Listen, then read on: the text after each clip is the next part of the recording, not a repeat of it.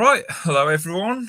We're going live for the first time. So it's my first time going live. So if there's any problems, shout someone else. So today I've got a very special guest, Job West, who'll be talking about his past in reform and his future, hopefully. And my co-host for today, Tharium. You say hello, gentlemen. There. Hello there. Right then. So, Job, is there anything you'd like to shill now? Or show? When you say shill now, anything you'd like to promote? Yeah. Is there anything you'd like to promote before we start? Oh, no. I'm not interested in promoting anything. Okay. Well, that's good of you. I've been told you're supposed to give the guests an opportunity to promote a goods or service or themselves in some way, shape, or form. No, you're all right. We're here to do something philosophical and political. Let's get that done. Oh, excellent. Okay, then.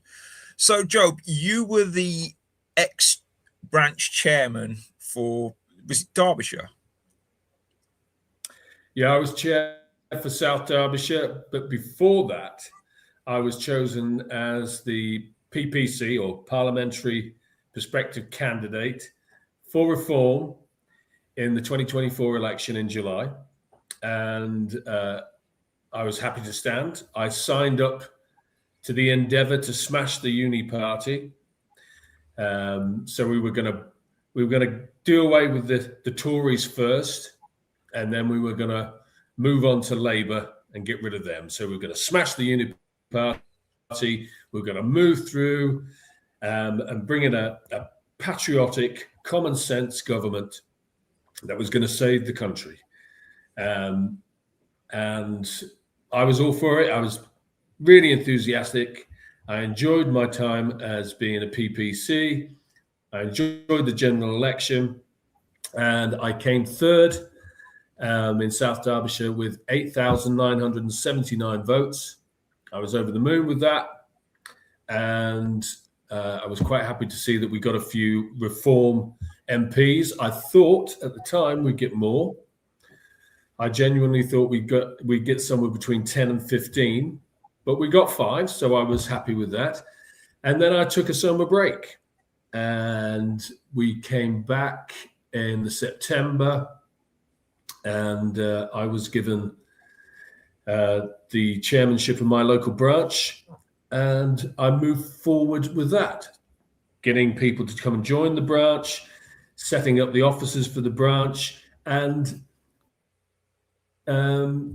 starting to pick candidates for the upcoming local elections, which were in May of 2025.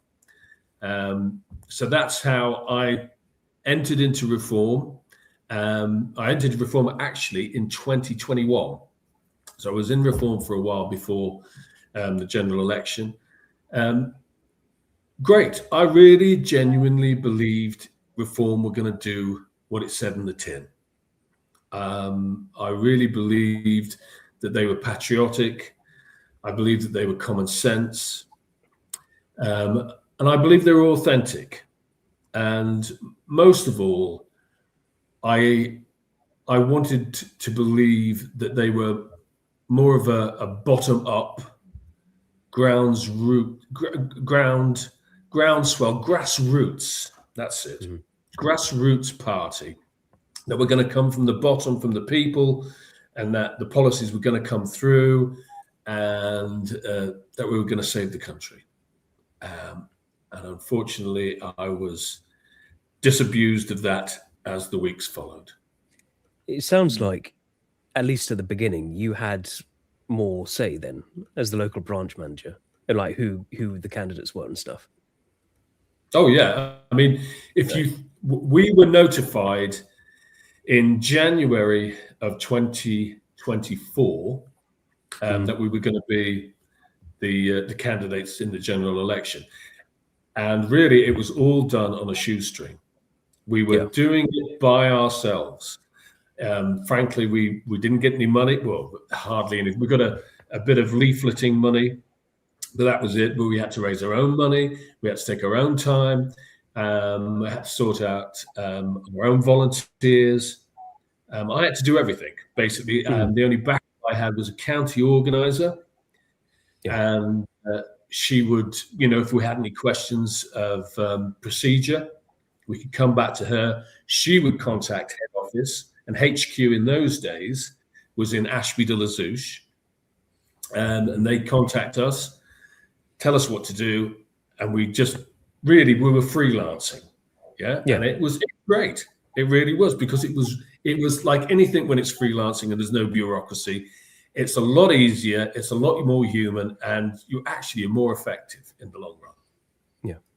Yeah, those early days, like during the election and just before, it did seem just a lot of it was just basically all volunteers. It was just people with passion. There wasn't the entrenched system of Labour and the Tories. And especially when Nigel first announced as well, just so much energy, really good energy around the campaign and everything. Yeah, that's what I thought. I was pleased when Nigel announced that he was coming up. I, as you say, there was this groundswell, this feeling that everybody was optimistic that, great. No, Nigel really just helped to push it over the line. Yeah. And of course, there was a lot of publicity at the time that the opinion polls had pushed up because Nigel had come in. That didn't harm anybody. That helped a great deal. So that particular moment from like June, end of May, June was really good. You get a lot of positive feedback when you go out canvassing. People really pleased to talk to you. Everybody, especially young people, that's one of the things that surprised me. Because I'm 59, I'm an old man, but I was getting teenagers coming up to me and saying, 18-year-olds, I'm going to vote for you, and this is my first vote, and I'm going to vote for you. So great feeling, great time, and really positive. And it's just such a disappointment that as things went on, things changed. Yes. Now, for me, I guess looking back, the first sign of this changing was the introduction of Mohammed Yusuf onto the scene after the election. That started to ring a bit red flags, because you get this guy from Goldman Sachs who comes in with just £200,000, which is nothing in politics, especially when you got Nigel and Richard. They're both wealthy men, and they're sort of letting this guy in at the top level for such a tiny amount of money from nowhere. So there was a bit, but I let it pass at the time. In your opinion, when did things start going south for you? Well, I didn't take any notice when Zia came in because, like I said, I was on holiday. So I was taking a break. I didn't really take as much notice as I should have done, because at the same time, if you remember, Ben Habib was basically shown the door. Yeah. Okay. That Ben Habib was pushed out, and Zia Din was brought in. Yeah. So take a lot of notice. I just thought it was a bit of management shuffle. It was all going to be sorted out. Not a problem. Ben hadn't left the party. Ben was highly regarded amongst reformers. Yeah. So it wasn't an issue. For me, things started to change at the September National Conference. There was a National Conference for Reform in September of 2024 at the NEC. And I had this really great county organizer, a lady who's still in reform, and she was the county organizer, and she did a great job. She was the one that I used to go to if I had any questions about procedures. I'd ring her up. If she didn't know, she'd get in contact with HQ, and she'd help me out. And she helped all of us out. All of the parliamentary candidates in Derbyshire were helped out by this lady, and she was, really helpful, really diligent. good with a job, and a great help.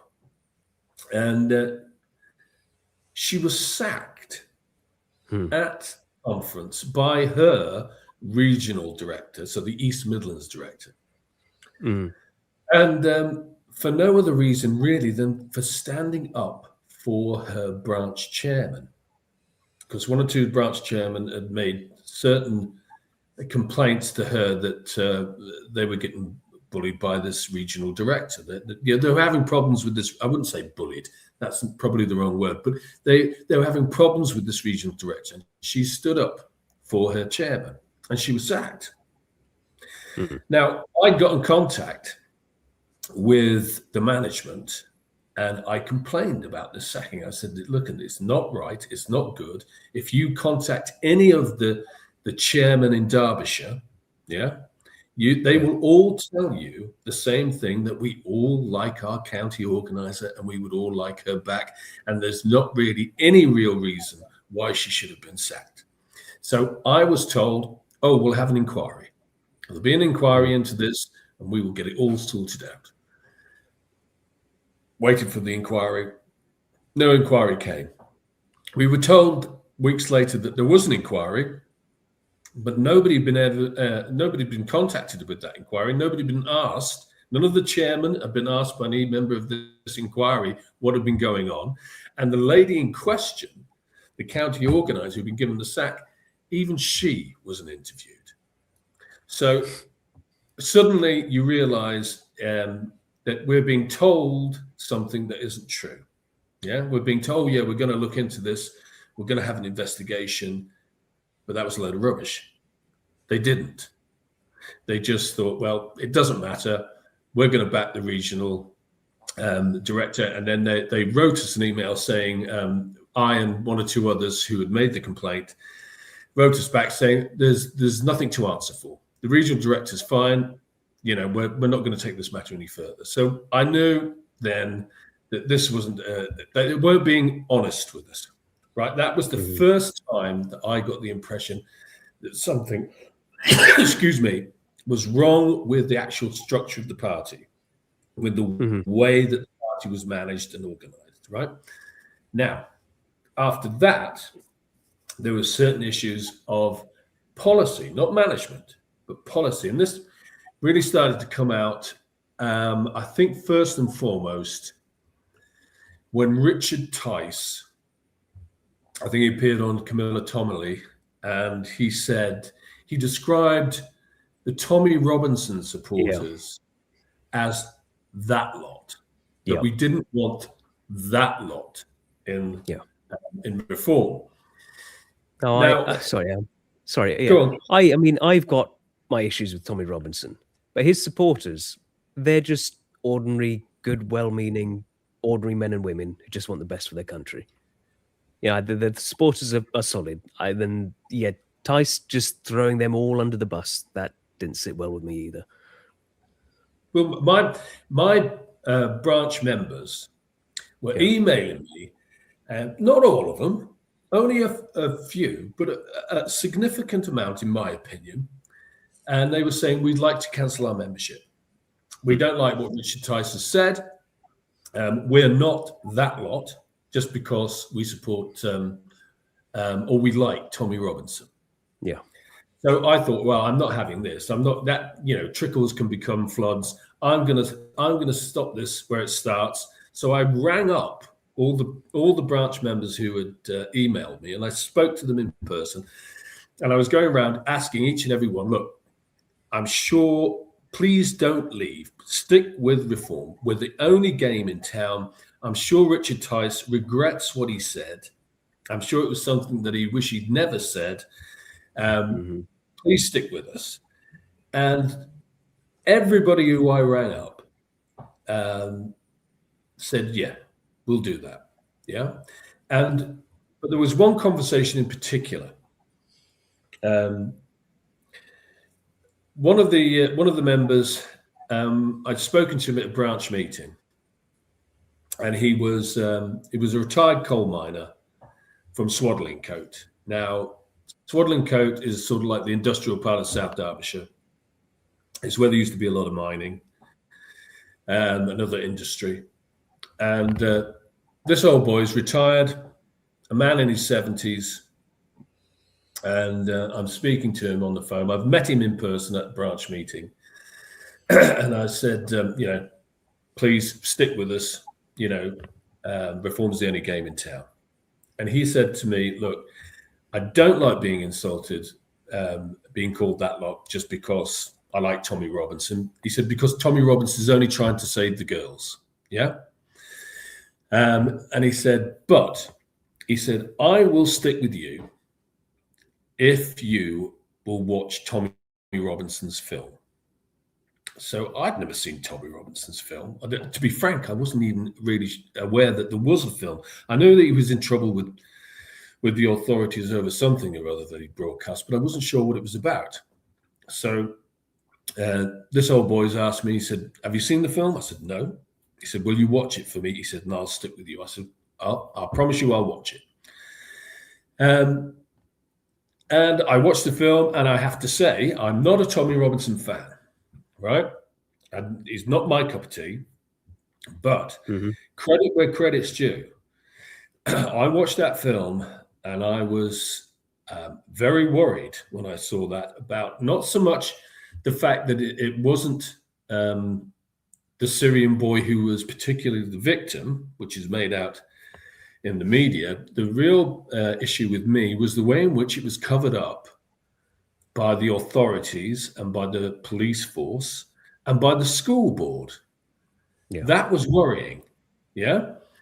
And that's what Tommy Robinson's film Silence revealed to me. So credit where credit's due, the man deserves his credit. So I can understand why an awful lot of people liked Tommy Robinson and backed Tommy Robinson. And for me, Tommy Robinson is the voice of ordinary people.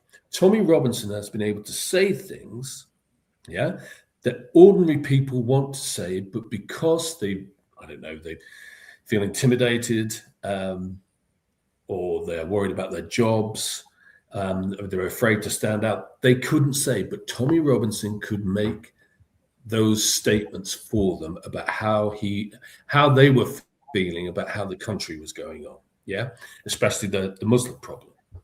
And so you can't get away from that fact. Now, I then rung up my management in Reform UK, and I said to them, I explained to them the situation. I said, look, I've got people wanting to resign their Reform membership because of what Richard Tice has said about those people. And the management told me that they'd had it from Zia Yusuf himself that he was quite happy for all these people to resign their membership because they were doing their vetting for them. So in other words, they were getting rid of the people who were Tommy Robinson supporters because Reform, the management of Reform, the leadership of Reform didn't want them. Yeah. Now, that was just, for me, that's what's sent the balloon up for me. I just thought, whoa, hang on. You're telling me that Mohammed Zia Yusuf, this Goldman Sachs T-boy, because that's what he is,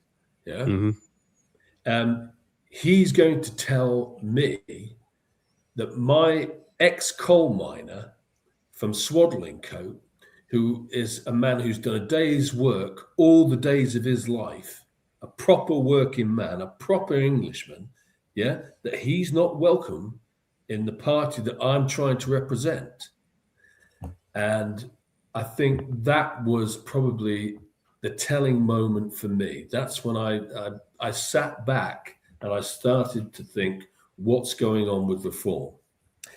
Shortly after that, Nigel Farage appeared on Winston Marshall's podcast.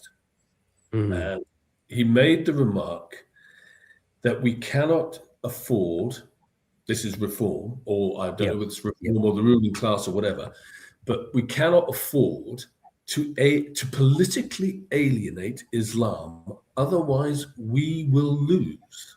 Yes. Now, to me, that was a completely defeatist surrender. Yeah. And so if you combine those two events that took place, where I realized that the management is dishonest and that this management doesn't really care for the people that were supposed to be, who are voting for us. They're actually not even voting for us, but actually are members. Yeah. Mm-hmm. And then you add that to Farage's capitulation. And I just thought, well, hang on, am I in the right party now? Yeah. After that, I started to have other issues with not being able to get my candidates approved in time for the upcoming May elections, which you may think, well, October, November, that's months away. But, if you're trying to do a campaign and you want to win, you need as much time as possible. So there's issues with that. Management issues again. Finally, I ended up, if you want me to continue, do you want me to continue with this? I'd say I just wanted to add around the same time as that. Sorry, around the same time as that Winston Marshall, for like us looking from the outside, there was also the Stephen Edgington interview where Nigel just says he has no intention of mass deporting all the illegal immigrants. And it's like, what are we playing at here, Nigel? I was just thinking, but for me, I was thinking because we had Rupert Lowe in the party still, who was saying all the right things. So I was justifying it to myself, going, well, maybe Nigel is just saying this to sort of put on the friendly face, while actually Rupert Lowe is saying what the party's actually going to be doing. Of course, that didn't quite pan out. No. I pretty much had the same opinion, and I knew an awful lot of people in Derbyshire who were involved in reform, who felt exactly the same way. The chat amongst the activists in Derbyshire was, why can't we have Rupert as leader? And I'm not kidding, that's what loads of people were talking all the way through Derbyshire, through the activists. Everybody started to want Rupert as leader. And I think that's where we go to next, because next we get to, I get to Christmas. I'm frustrated because I haven't been able to get any of my candidates approved. And that tardiness galled me at the time, because I thought at least by Christmas you should be able to do that. And then in the new year, there were one or two events that took place that for me sealed the end for me when it came to reform. One of the first ones was a conference that they had in Dudley. I think it was Dudley. It was West Midlands anyway. But at that conference, this is in January of 2025, they rolled out this guy called Marco Longhi. And Marco Longhi was going to be their new reform representative for Dudley. Now, the only problem with that is that the incumbent representative for reform in Dudley was a young man called Andrew Southall, and he was sat in the audience, and he didn't know anything about this until it was mentioned on stage with him sitting in the chairs in the audience. Okay? The other issue was that the man that they were going to replace Andrew with, this Marco Longhi, was in fact the ex-Conservative MP who'd just been defeated in the previous general election and kicked out precisely because Andrew Southall had stood up against him. No, I thought, hold your horses, boys. We've just got rid of this Tory. We've just kicked him out of Dudley, and you want him to come back in as a Reform candidate. That was, that made my blood boil. Then we had, within days, we had the decimation of Amber Valley Reform branch. Now, Amber Valley is a constituency in Derbyshire, and it was, in my opinion, the best branch in the county when it came to campaigning. They were a really good branch, and their leadership was removed, was sacked, was got rid of for no good reason whatsoever. Yeah, and on a pure technicality. And sorry, this is when we start seeing all these local branches start getting the purge, don't they? This is when it starts. Yeah. And Amber Valley was, I think, one of the first ones. But it meant a lot to me because I knew Amber Valley, and I knew some of the activists there, especially the head of Amber Valley, which was Alex Stevenson. And I just thought, what are you playing at? Again, what are you playing at? You're getting rid of a really great branch of really great activists. Yeah, exactly. Successful. These are the people. Yeah, these are the people who spent their time volunteering for nothing. It's like just on the promise of that. These are solid supporters that you should be. You should want these people. They're the best people. I'm not kidding. Amber Valley was the best branch in Derbyshire. I'm a bit biased, but I reckon that they could have been the best branch in East Midlands. Yeah, when it came to the motivation of their activists and the way in which the local population viewed them. Yeah. And also they came very close to winning the seat in the general election. Okay, very close. So a really great branch, and they were decimated, and there was a bad feeling amongst the activists in Amber Valley that one of the reasons why they'd been removed is because they were too successful, and they were too independent, and they could do their own thing, and they couldn't be controlled by the management because they were already established, and there was a camaraderie there. And an esprit de corps that meant that they were independent and strong, in themselves. So when that happened, I realized that there was something very, very wrong with Reform, and Reform were not what they said they were. So it was an ongoing process.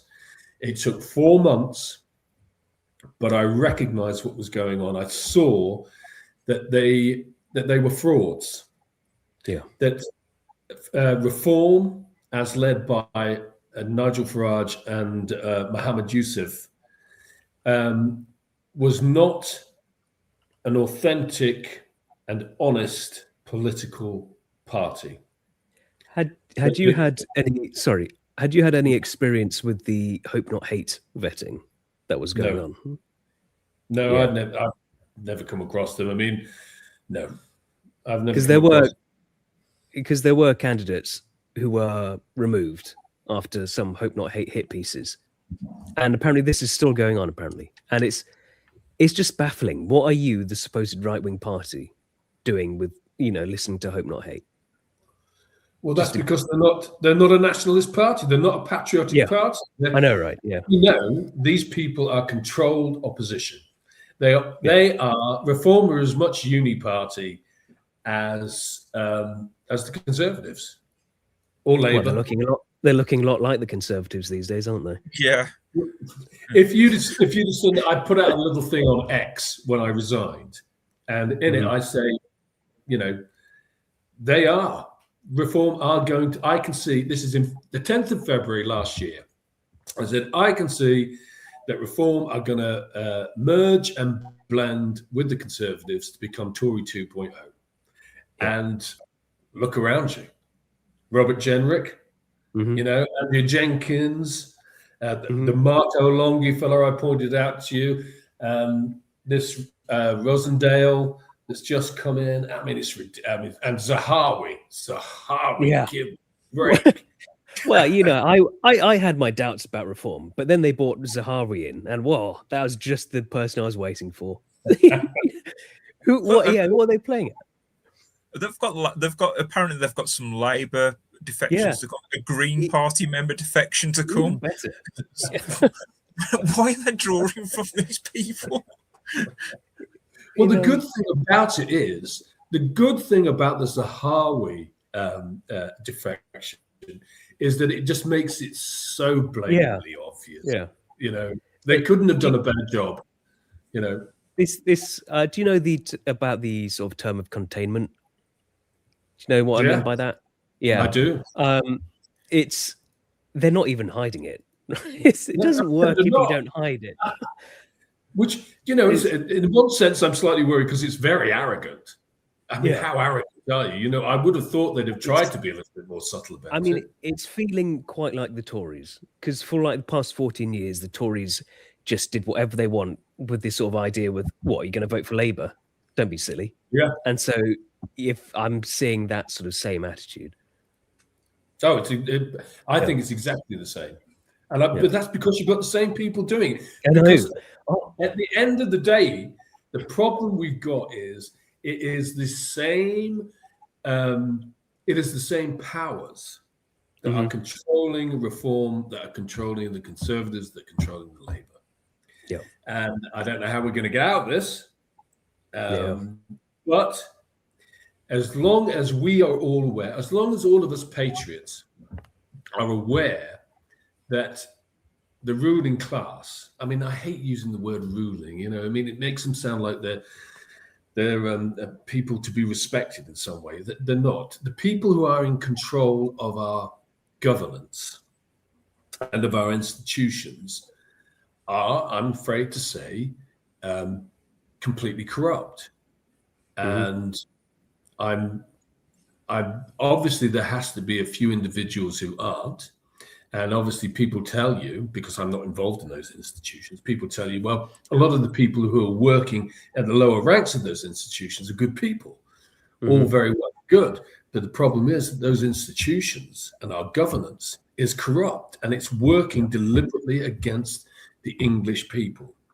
And I think as long as we know that's where we stand, we're okay. But we still have to, in some way, collectively move against them. And I don't know how that is. I don't know how we're going to do that. We're going to work towards that. And we'll come to that later on if you want. But I do. One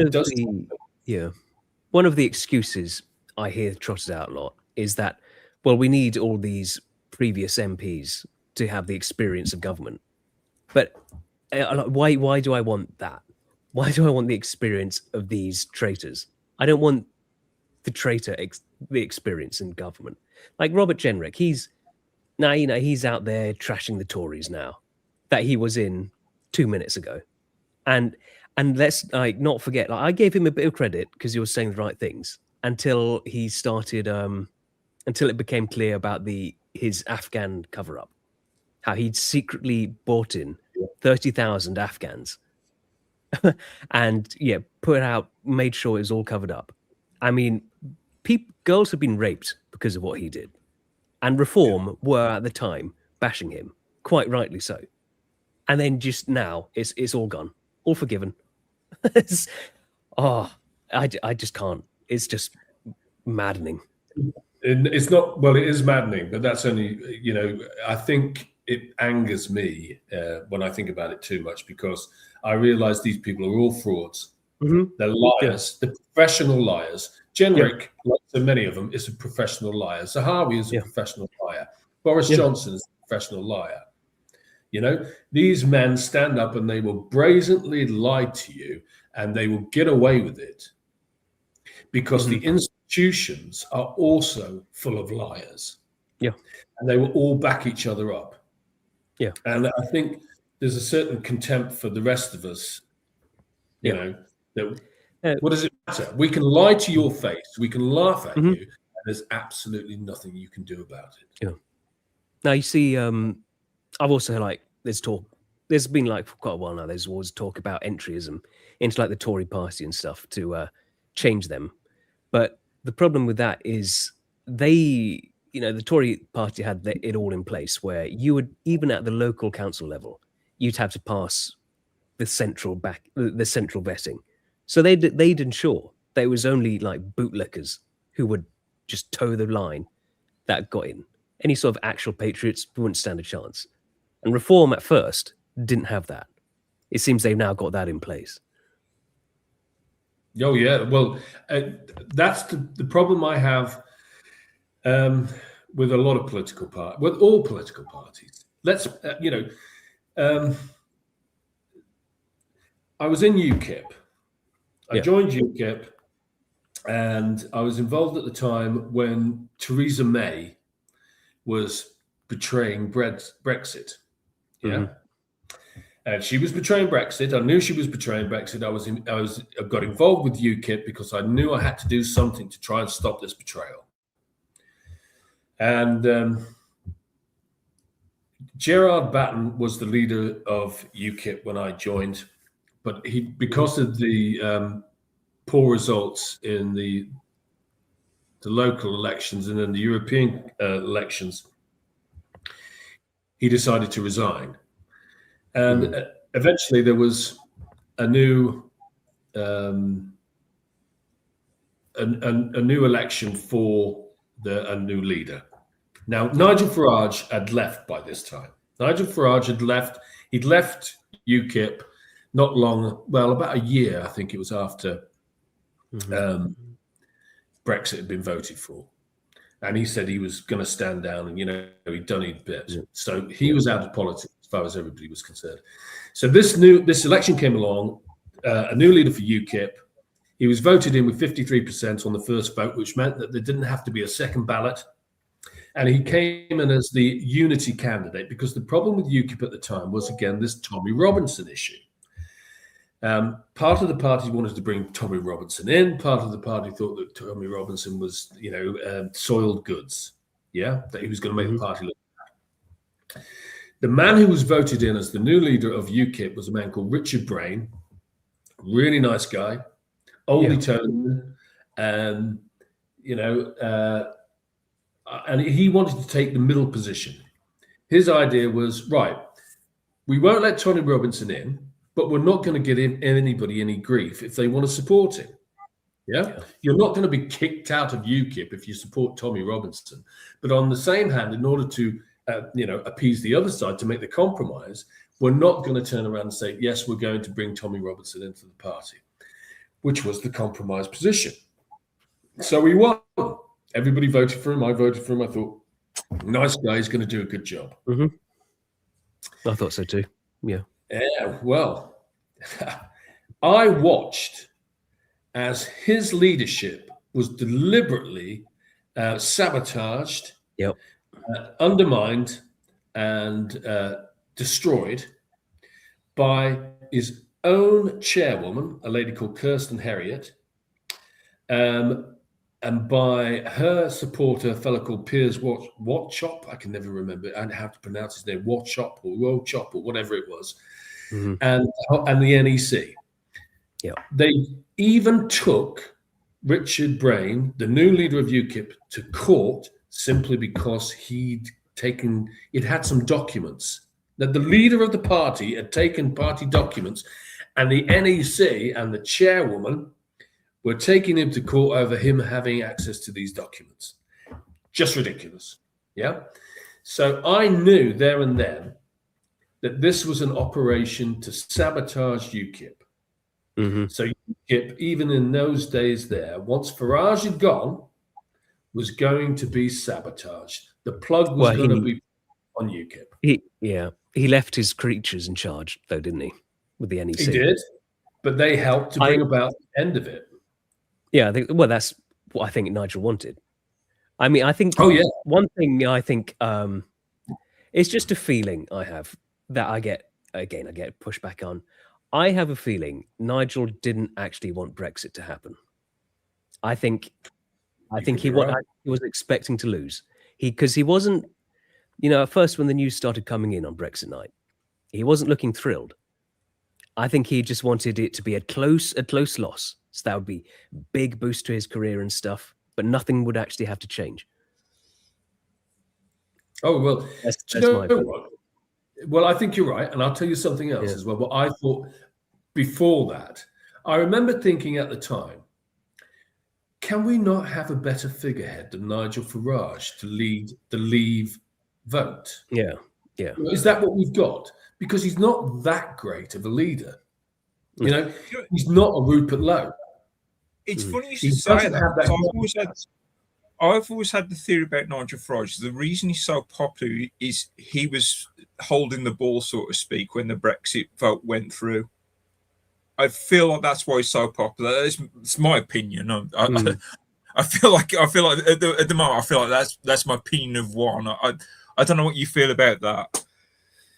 No, it could well have been the case. I mean, the more you look into Farage, retrospect's 2020, isn't it?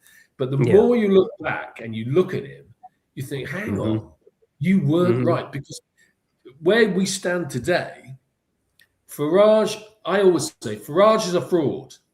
That's that's my line. Anybody ask me about Farage, I say, Farage is a fraud. That's what he is. He's an absolute fraud. And that fraudiness, had to start somewhere.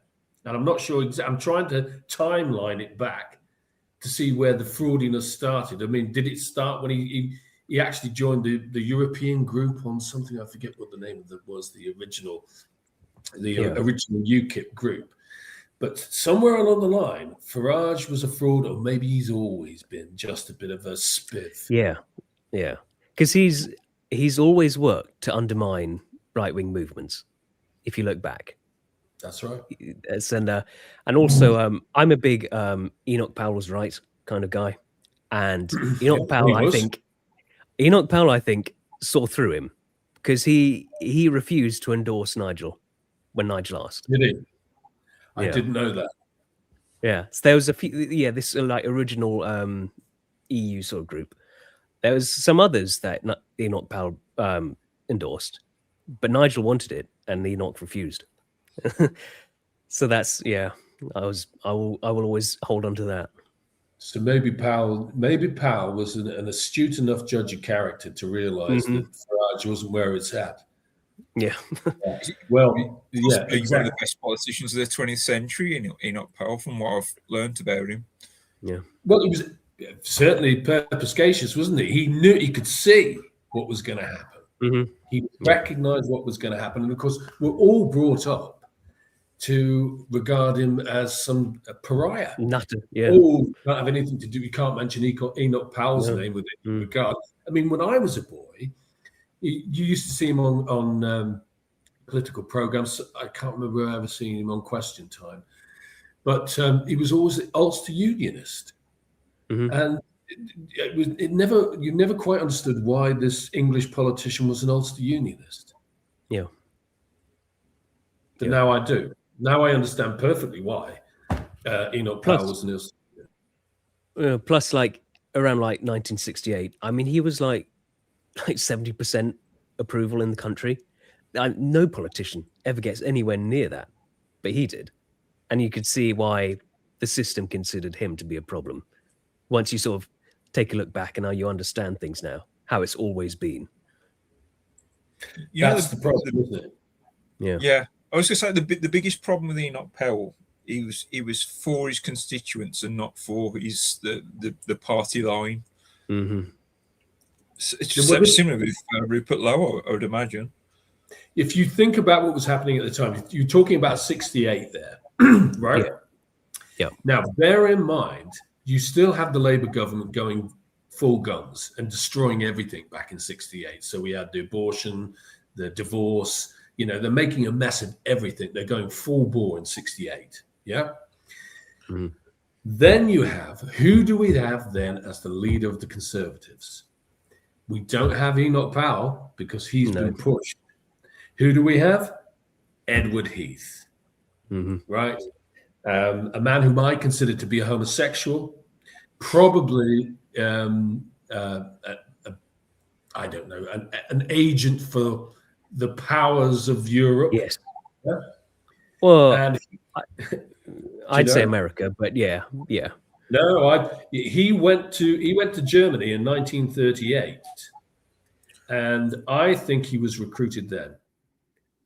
I think I view it all downstream from America, really, because in 1968 he also gave a speech saying how America's interests are not Britain's interests, and we should really, be doing our own thing rather than just being a puppet. So I think that also played a part in his removal. Right. But regardless, but yeah. No, listen, to be frank, if we're looking at things from a purely English perspective, which he did, yes. Yeah, which is let's say we're looking at things from an Anglo-Saxon, Protestant, common law perspective. The United States itself has moved towards an imperial Roman fascist model ever since the end of the American Civil War. Yeah.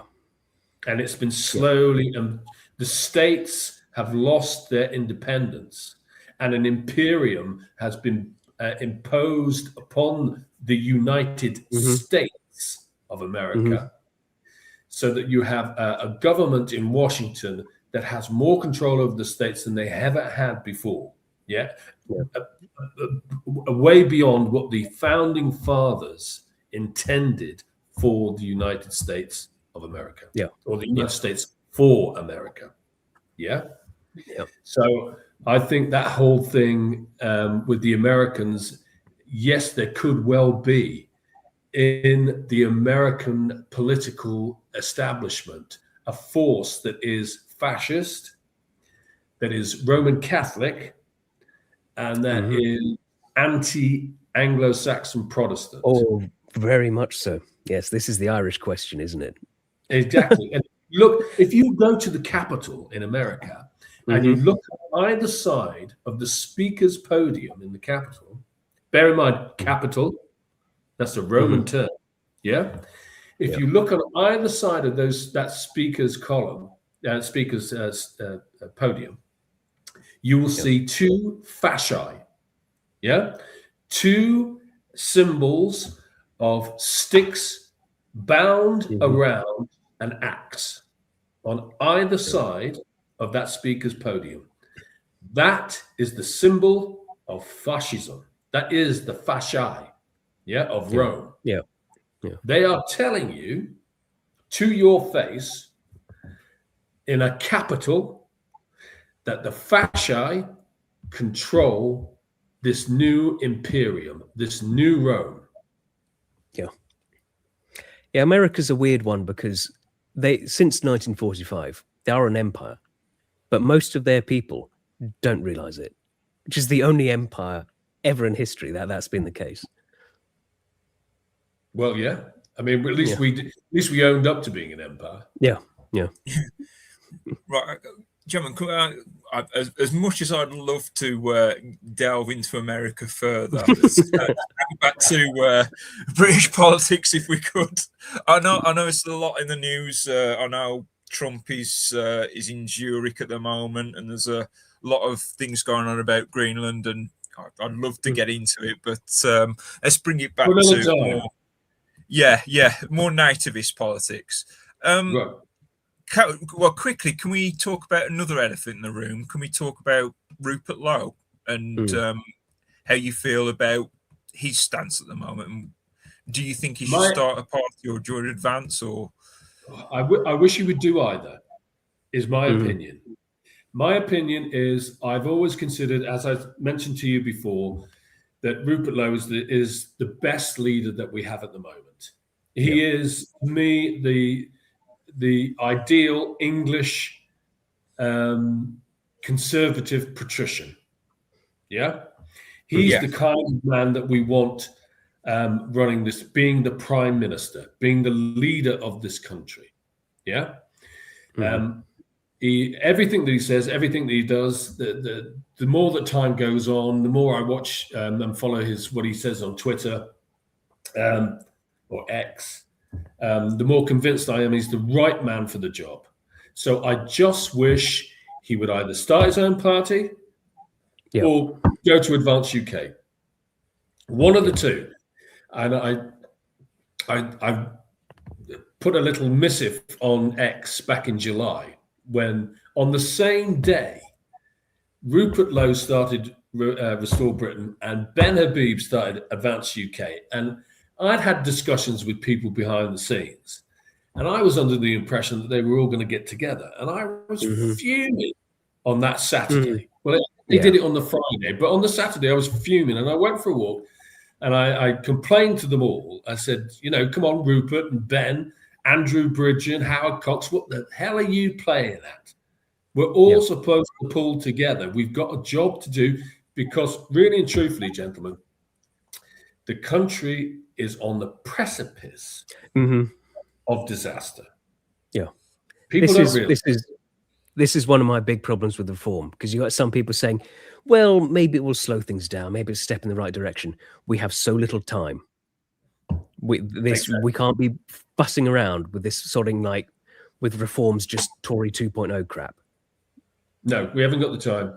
We haven't got the time, and plus which an election, I think, will be called next year. I think there's going to be more financial problems. IMF, all that kind of carry on. I think we're looking at real problems. There's only so much quantitative easing they can get away with, and all that quantitative easing is being eaten up not by the British people but by foreigners. That's what we're spending the money on. So there's going to be problems. We need to organise, and my attitude for the future is I would like to see Rupert Lowe, Ben Habib, Andrew Bridgen, Howard Cox, Ant Middleton, anybody like that, to come along and form a proper political party to give people the opportunity to have a political way out. I don't want it to have to be reduced to this talk that we get from the likes of Bence and other people in the X sphere, where they're talking about civil war. We've got to try and avoid that at all costs. And people keep on talking about it. It's a talking point, because people can feel that things are wrong, and they can feel the ominous presence of the atmosphere that's surrounding this country at the moment. And they know that this can't go on, that something's got to give. So I want to see a political alternative offered. Okay, it may well be, gentlemen, that that some sort of civil strife is inevitable. We could be going into an American War of Independence, an English Civil War scenario. I think it would most likely be like the Irish Troubles. That's what I think is very likely. That's what Ben said. I'm not so sure. I think this is something that's far greater. I think you're talking about huge millions of people. So you're talking about millions of Mohammedans and Africans and Indians being put in a position where they feel like they can rise up and come into conflict with the indigenous English. One of the things that seems to be the case is that because they all live in their ghettos, they highly overestimate their numbers. They think they've already won, which is just, it's giving them a lot of false confidence to sort of try any of this stuff on. But it's going to be messy, Well, that's what I mean. I don't think it's going to be as like the Protestant Unionists versus the Roman nationalists in Ireland. I think that was more contained. I don't see this being so contained. I think this will break out in different ways. It will flare up, I think, a lot more powerfully than it would do with. And far more, I think, on a ground level. I think that the bombing campaign of the IRA is something that needs to be more researched than it has done. The support that the IRA had from certain quarters needs to be researched. I think this is something that isn't perhaps so well organized in one sense.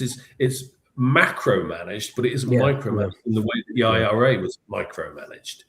Yeah. So I definitely think we might be looking at something a bit more on a lot. Well, obviously, it's going to be a larger scale. It's not Ulster. England's not Ulster. No. Yeah. It's it is worrying, but Rupert Lowe does seem to be the only person at the moment, which is the frustration. Like, come on, Rupert. Like, every post he makes, I'm often saying, the crown of England is lying on the ground waiting to be picked up. He's the only one. Like Ben Habib, he seems like a nice guy, but he doesn't have that sort of spark that you really need to be the leader. That I think Rupert does have. Who doesn't have the spark? Ben Habib. I think he's a nice guy, but the leader needs that something special. He doesn't have that gravitas. Yeah. Rupert has the gravitas. I mean, Ben wouldn't be very happy with me when he hears me say this, but nevertheless, as much as I am an advanced man and I'm a part of advance and I want to advance, I have to say that even Ben himself will tell you, and he did mention it right. Fair play to Ben. He did say, I want Rupert to be the leader, and he still wants Rupert to be the leader because I think Ben's heart's in the right place. Yeah. I agree. Yeah. He set up Advance UK for Rupert to be the leader. I think he knew in his own mind that Rupert was the man. Well, Rupert is the man, and it's hard to say this to Rupert, but because I know he's a gentleman of a certain age. Exactly. Right? Yeah, he's older than me, and he's maybe he would like to sit down and play with the dogs and go farming. Yeah, and in a way, you couldn't blame him if he did, but. If you've got yourself to this position and an awful lot of people are looking to you, then I'm afraid, Rupert, you've got to do the job. And if in any way if I were to say to Rupert, that's what I would. If I was to speak to Rupert Lowe, that's what I would say to him face to face. Look, Rupert, you've got to do it. I know it might be hard work, but it's your duty now to unite the English people. To save England, because in saving England, you'll save Scotland and Wales and Ulster. Yeah, you're the man to do the job because all of us activists, all of us patriots, have confidence in you. Yeah. History's calling. It is. So, I think this is a great time to segue. What is your political future, Job? I'm sticking with Advance. There's not a lot you can do in Restore. You can go on the computer and you can suggest, policies. Yeah. I'm in with Advance because I want to form communities, politically active communities, because that's what as I said, you've got to do that. You can't sit back and do nothing. You've got to get stuck in, and I want a political outlet for patriotic people that I thought reform was going to be. We all did. Me and Tharium were reformed. A lot of us were, but then reform just made bad decision after bad decision and kept having terrible interviews, and quickly realised that Nigel basically wanted to join the Tory party all along, and I feel like it's a combination of him trying to stick it to the Tories, and then becoming in charge of the Tories. It seems to be his master plan from 20 years ago or however long ago it was. It's the reverse leadership election. Rather than just changing the leader, he's going to change the party and then bring all the old party back in with him as leader. I think that's exactly what he's got in mind. Look, I've got to be honest. Didn't we all want to be a conservative at one time? I know I was brought up as a conservative, The first time I stood for election, I was 12 years old in 1979. We had a mock election at school, and I stood as the official Conservative candidate, and I won. Yeah. So I always wanted to be a Conservative too. However, as we all know now, the Conservative Party is not a patriotic party. And it's a shame because the Conservative base, for the most part, again, solid people, patriots, but just betrayed every time by our MPs. And I think it goes back to, for me, it goes back to Edward Heath. Yeah. You know, that's when it really kicks in. Yeah. Yeah, that business there. And I think something that you young men should look into, and anybody that's watching this should look into, is the assassination of Airey Neave, because it was Airey Neave that brought in Margaret Thatcher. Now, Margaret Thatcher, you know, she is lauded as, you know, the best prime minister we had. Yeah. She has her failings. Yes. Right. So let's not say she's perfect. She has her failings. However, I think Airey Neave recognized that Heath was a complete and utter traitor, and that he had to be got rid of. And that despite Margaret Thatcher's failings, she was essentially a patriot. He got her to be the leader of the Conservative Party. And I think it did a lot of good for this country.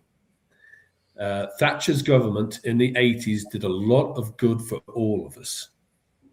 And if the Conservative Party had continued on that path, I think we would have been in a completely different position today. But they knew they had to get rid of her. And this is the Conservative Party that I'm talking about now. Whoever controls the Conservative Party knew they had to get rid of her. And that's why they got rid of her. They stabbed her in the back. They chucked her out. And they brought in Major. Yeah? Yeah. And I think that was what they intended to do. They didn't like Thatcher. They let her get away with so much. And then they decided, right, she's going to stand in the way of this, the European project, so we're getting rid of her. I think we saw a little bit of that more recently with Liz Truss, who, you know, nothing great, but Liz Truss just wanted to do the slightest little reverse course on a few things, and that wasn't happening. So again, the party just turns on her. Well, look, it's their Indian banker instead. Yeah, but gentlemen, it wasn't just the party, was it? It was the Bank of England, yes, and the City of London. Yeah. So that tells you who's calling the shots. Yeah. This is why I don't think Nigel Farage will do. I mean, I don't know what he's capable of doing, the good things. I mean, is there a positive to Nigel Farage prime ministership? I assume there must be positives over Labour, but are there any? I can't think of any. Farage is a fraud. I don't even think he will become prime minister. I think he told everybody right at the beginning that he was going to do 5 years. I think he will step down before the election, and I think he will let somebody else step into that position, and if Reform win, they win. Yeah, but he will not be prime minister. I sort of viewed it. I'm similar, but I think his plan is he would win the election because he's got the pull, and then he'd step down. You know, come up with some health excuse or bad health, whatever, and then Mohammed Yusuf jumps in. That's sort of what I think is the plan. I think you could be right in that thing, but Mohammed Yusuf has been replaced now with Robert Jenrick. Yes. Yeah, that's the thing. Yeah, it's an interesting one. Yeah. There's your heir apparent. Yeah. It's just like at that conference, Nigel is saying there's the 7th of May deadline for all the traitors to jump ship. What are we playing at here? Why do you want these losers? Like, you should be destroying them. Like you said, this was what Reform was about. We are here to wipe you all away. Nope. No, we're going to save you all instead. And it doesn't matter that really what they're saying when you've got a party that's just full of proven liars. Why would I believe any of it? I wouldn't believe if they were still the Tories saying good stuff. Why should I believe it now? Exactly. And this goes back to what I was telling you right at the beginning. They made a point of getting rid of all the best activists in reform. Yeah. Did you notice that? Yeah, I know. There was a point made of doing that, and they've weeded them out. Unless you do as you're told, you've been given the flake. They still seem to be doing that. Yeah. Yeah. Anyone who gets their head above the parapets a little bit, purged. And then worst of all was, of course, going back to the Rupert Lowe thing. As I said, the chat amongst the activists was, "Oh, Rupert Lowe. Now you can't tell me that didn't make its way back." Mm-hmm. Yeah. I know for a fact that chat was getting back. And that's why when push comes to shove, Rupert was shown the door. I mean, it even works up to Elon Musk. Elon Musk just said Rupert Lowe is the leader, should be the leader. So even then, that just wasn't going to stand. Elon doesn't like Farage at all, does he? No. It seems to be a common theme that anyone who's not one of his minions who's met him seems to fall on that opinion. Yeah. Oh, I remember before I resigned last year, I rang up some old UKIPers I'm not going to give names, I'm not going to mention names, but the top of UKIP, yeah? Mm-hmm. And I asked 3 top UKIPers, and they each said to me, Farage is a fraud, yeah? Nice. Mm-hmm. One of them said, nice fella, but a fraud. You can't vote for him. Another one said, that man you should never vote for ever. He's a complete and utter liar. And the third one said to me, darling, if you're ringing me up to ask my opinion on Nigel Farage, you already know the answer. He's no good. Mm-hmm. Yeah. You know, they knew Farage was a waste of space. Yeah. Yeah. Currently, my area, it's very likely to be go reform in the next election. But for me personally, I'm just not interested in voting. It's just because I'm just tired of being expected to vote for like the least bad option and be happy about it when it's all the same. Why bother? Oh, well, now in that case, then what you've got to look for is we need to develop parallel systems, because we have to do belt and braces. Yeah. So for the likes of me going down the political line, I'm going to have to do that. Yeah. Mm-hmm. But I'm also aware that we need to have a parallel system backup. Yeah. Mm-hmm. A fail safe, so that if we can't get patriots into government, we have a backup means of community. Yeah. Yeah. And that can't just be online. Yeah. Okay. No. The problem is nowadays they're getting rid of X, aren't they? Yeah, we're all on X. We're all online. That's how we communicate with each other. All anybody has to do is click a switch. There's no electric. Who do you talk to? Mm-hmm. Pubs are being shut down. Okay, and that's on purpose. Okay, we have to form real communities as well as online communities, and they have to be the backup, the parallel systems that we're going to have to organize. And I don't know if we've got the time to do it, but it's certainly something that needs thinking about. Because if people like yourself, Tharium, is that what that's how yes, yeah. Tharium, yeah. People like you, and there's a lot of people like you say, hey, listen, it's a waste of time voting. It's all rigged anyway. Yeah. Yeah. If that's your attitude, then you're going to have to find this parallel system that's going to be voluntary. Yeah. You're going to tap into it yourself. You're not going to be forced into it. Yeah. And it's going to be something that will help you, and you will help that. You will help others. Yeah. A community. It'll have to be small communities, town communities, county communities. I don't think anything bigger than the Shire is going to be workable. but something that you can drive within half an hour, and you can meet the people that you need to talk to in order to form parallel systems. And parallel systems of food, water, health. That's it. Okay. And you've got to be able to form those parallel systems. So you've got to think about parallel systems, or what you should do as well is vote. Yeah. Okay. I mean, so yeah. If Rupert Lowe starts his thing, I'm very I'd be very serious about actually getting involved with the party, trying to do something with that. There's still a few reform places that if Rupert Lowe starts a party, they'll defect. Yeah, there's a few reform councils I've heard. Yeah, they jump to him. Yeah, I can tell you now, gents, that there's plenty of reformers who are still in reform, but who were the ones who were saying, "Oh, if only Rupert Lowe would lead." Yeah. There's loads of them. I know a couple. Yeah, because there's still some. It's like the Tory part. There's still some good people in reform, but I think it's they don't feel like they've got anywhere good to go. Most of the reform base, again, like with all of it, the reform base I think is solid. Again, it's just always the leadership that betrays us. Always. Well, there you go.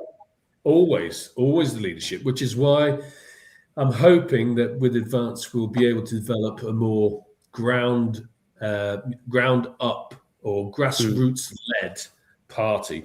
It's what reform was meant to be in the beginning. And Nigel promised as well.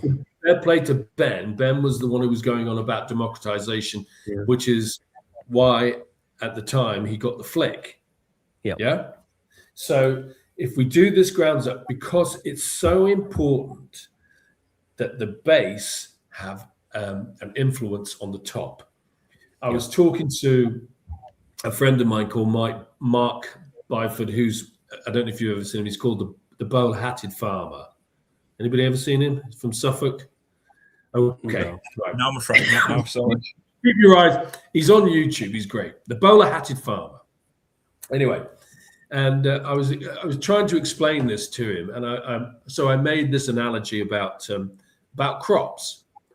I said, if you've got a good political system where the bottom comes to the top and it sort of like recycles, I said it's like a seed being planted in the ground, the stalk growing up, the flower coming, the fruit coming at the top, and then the seeds coming back down to the ground again, and the plant grows again. I said, that's the perfect system. It goes round in a circle. So it goes from the bottom up to your management, then back down to the bottom, and you have that flow. And that's when you have good governance. When the top is listening to the bottom and they're working together as one. Yeah? They're one entity. We don't have that. No.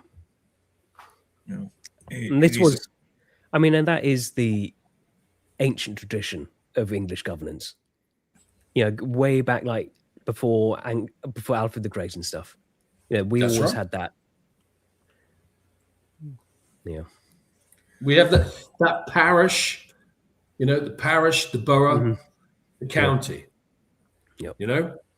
It's just so important. And I think we can get back to it, gents, but we are now in the midst of a massive battle. When I were a lad, boys, right? I used to love watching war films. Okay. Yeah. And I used to play with my airfix soldiers and all that kind of carry on. So I always I think, wouldn't it be great to be in the Second World War, fighting the Germans,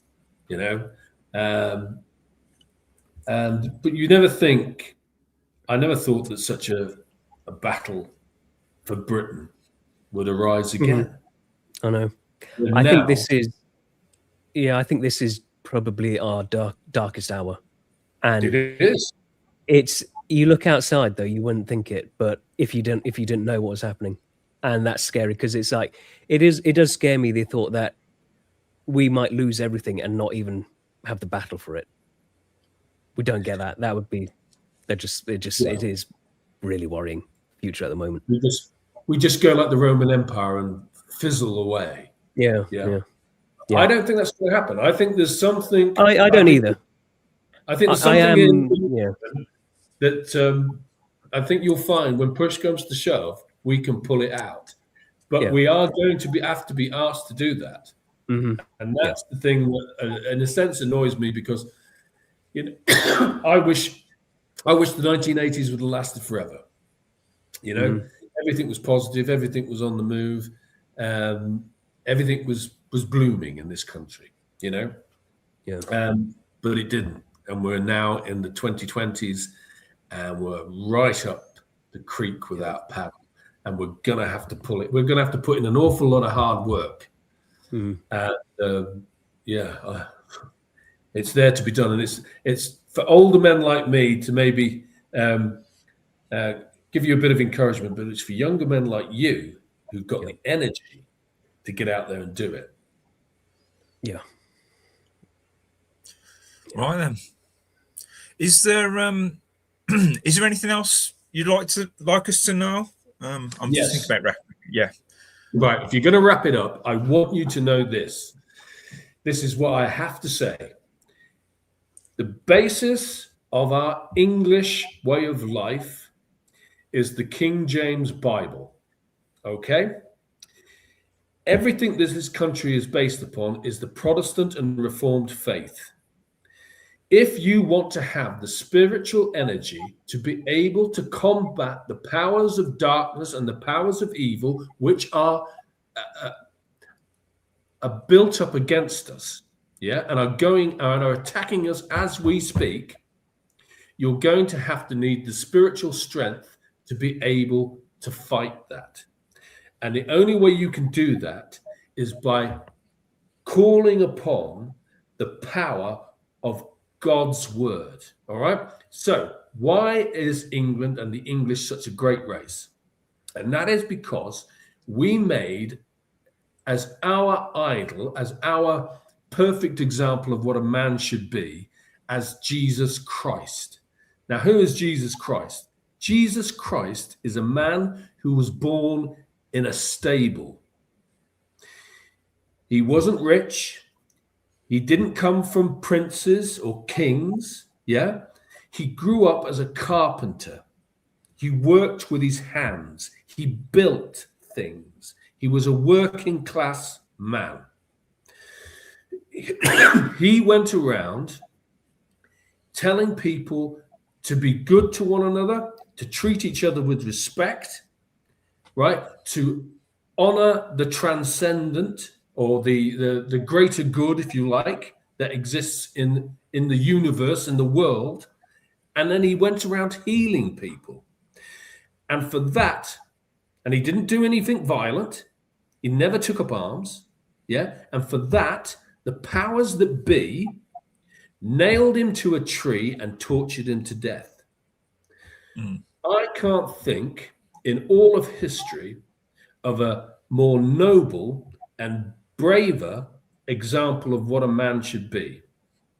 And that's why, if you inculcate that into the men of England, that image, because none of us will attain it because he's a perfect image. But if we strive for that, as our fathers strove for that image in the past, we will have the spiritual strength as the perfect image of a man to strive for, to conquer the evil that faces us.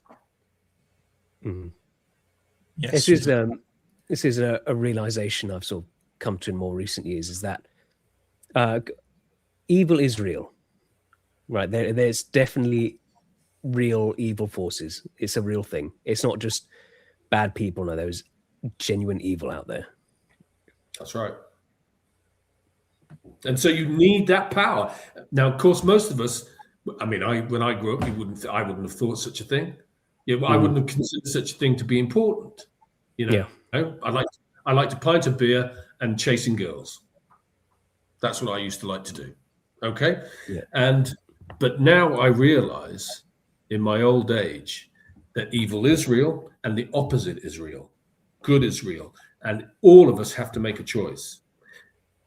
The time is now for men to make it, for Englishmen and Scotsmen and Welshmen and Ulstermen to make a choice between good and evil. And it is that black and white.